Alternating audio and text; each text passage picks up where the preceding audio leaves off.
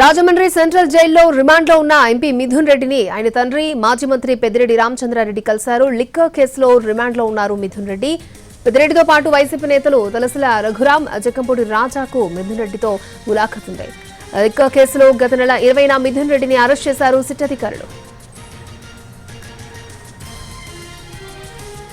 రాష్ట్రంలో red book రాజ్యాంగం నడుస్తోందన్నారు మాజీ ఎమ్మెల్యే జక్కంపూడి రాజా. మిథున్ రెడ్డిపై అక్రమంగా కేసులు పెట్టారన్నారు. గోల్డెన్ స్పూన్ తో మిథున్ రెడ్డిని ఇబ్బంది పెడుతున్నారన్నారు. జగన్ కి సన్నిహితంగా ఉన్న వారిని జైలు పాలు చేస్తున్నారని విమర్శించారు.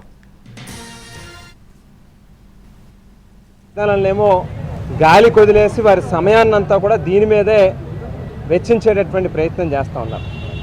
ఇవాళ మిథున్ రెడ్డి గారు గౌరవ పార్లమెంట్ సభ్యులు పుట్టుకతోనే గోల్డెన్ స్పూన్తో పుట్టినటువంటి వ్యక్తి.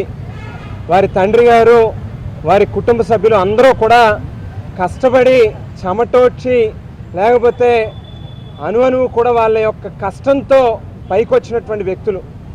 వేళ అనేక వ్యాపారాల ద్వారా కొన్ని వేల మందికి ఉపాధి కల్పిస్తూ వారి యొక్క జీవనాధారంగా మరి వీరు, వారి కుటుంబ సభ్యులు జీవిస్తూ ఉంటే ఇవాళ ఏదో రకంగా వారి మీద బురద జల్లాలి, వారికి ఒక అపఖ్యాతిని తీసుకుని రావాలనేటువంటి ప్రయత్నం చేస్తూ ఎన్నికల్లో ఇచ్చినటువంటి